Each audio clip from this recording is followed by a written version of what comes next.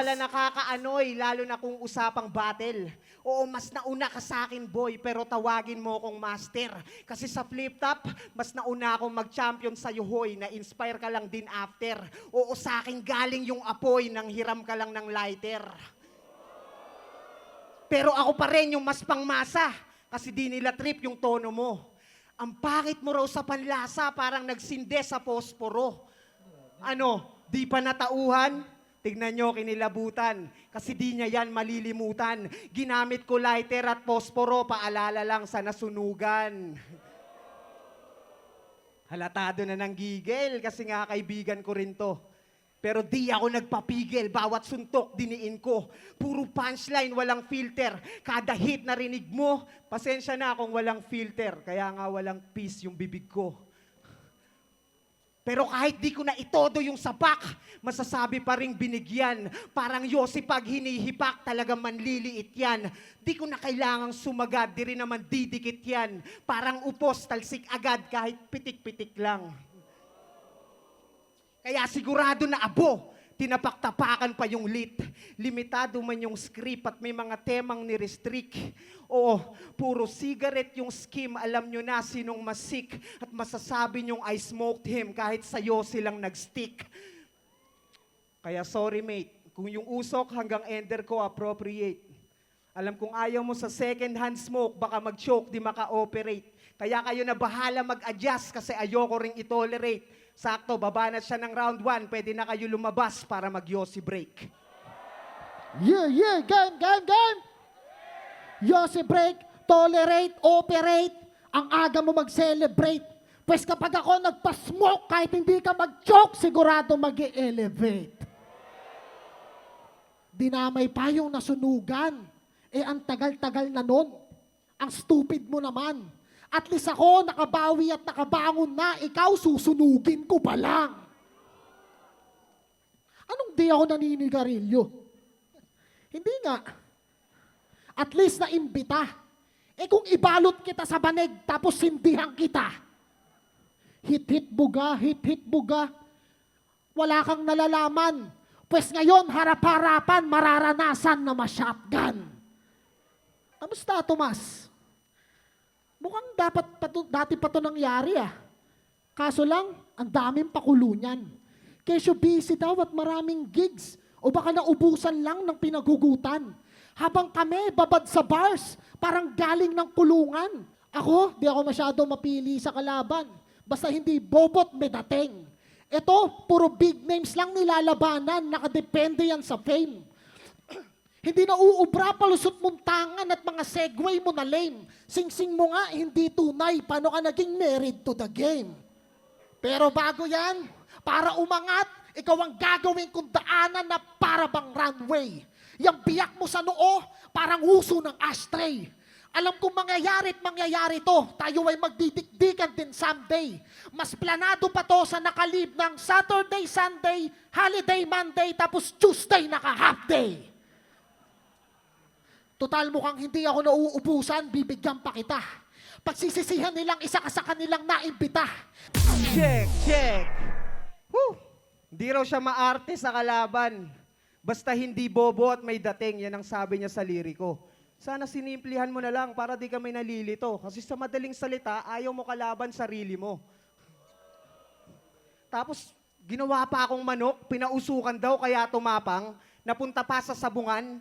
Pues huwag kang mag-alala, papausukan ka rin naman. Pagtapos nitong laban, ikaw yung papakuluan bilang manok na talunan. Pero siya si M-Site, pinaka-cute ng 3GS, yan ang nakakainis niyang pakulo. Kaya kahit mukha siyang masiyahin, nakakainit ng dugo. Sobrang laki pa ng gilagid, grabe na po. Pag nakangiti siya ng buo, kitang-kita mo agad yung kalahati ng bungo. O sobrang papansin, halatang kulang sa kalinga. Lahat ata gagawin para lang yung amo mahalina.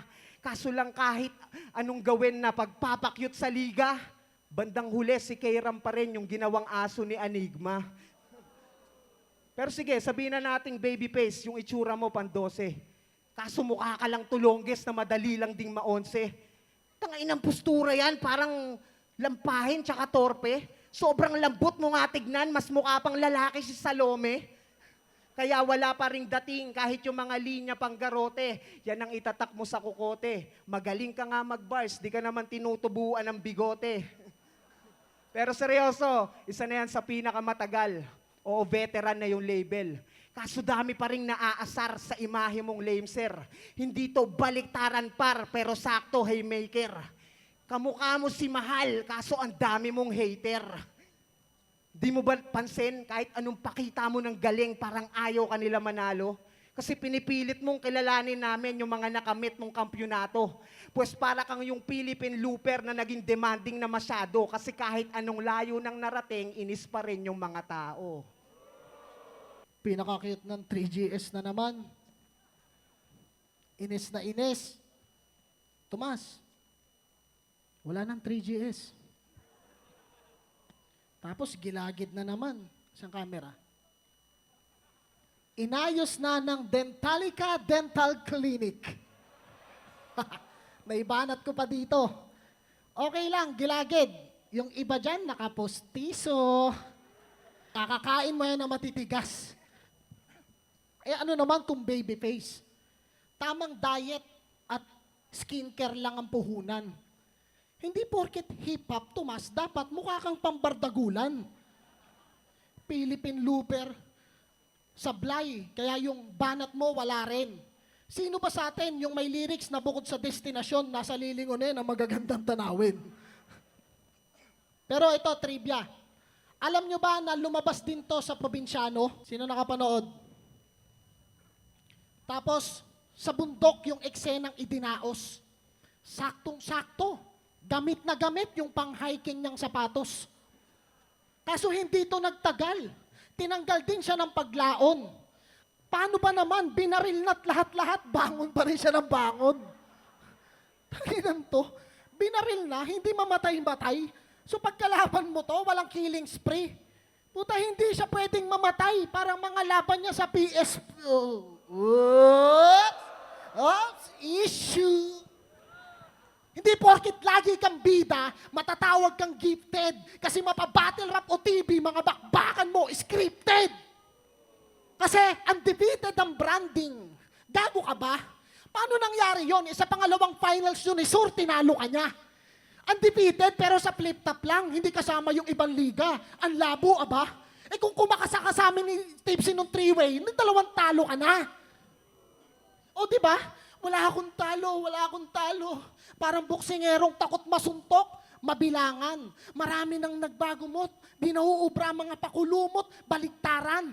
Kumpara sa'yo, ang mga talo sa laban ay kapintasan, kung hindi ka pa nasusugatan, di ka pa nakakaranas ng tunay na digmaan. All right, Mott. Yo. PSP na naman. Tangay ng angle yan, ang bobo. Di ba lagi kang judge doon, wag mo nga ako niloloko? Kine-question mo, panalo ko na ikaw rin mismo bumuboto? Kitang-kita sa mga video, halos ayoko tanggapin mga panalo. Kasi yung galit, alam kong babalik sa akin imbes sa mga hurado. Kaya kayo ang tunay na scripted, sinet up nyo ko tarantado para masamain ang mga tao. At pagbalik ko nga naman ng flip-top, may maa-angle kayong bago. Pero speaking of flip-top, naaalala nyo pa ba nung nagbaliktaran tong tanga? Sabi niya, subukan mong baliktarin yung M-site, katapusan mo na. M-site? Katapusan mo na? Hinanap ko yung baliktaran kaso di ko matansya. Naliligaw ka ata, di ko na alam kung saan banda. Kasi binalibaliktad ko yung katapusan mo na. Alam mo lumabas, puta na mo, san ka? Pero yung M-site, hindi na para laruin. Baka pumangit pa yung sound, tsaka magalit pa yung crowd. Huwag mo na kasi pilit baliktarin. Nakafix na yon sa only one name you can found. Oh, there's only one name you can found. Pinilit niya yon for the sake of rhyme.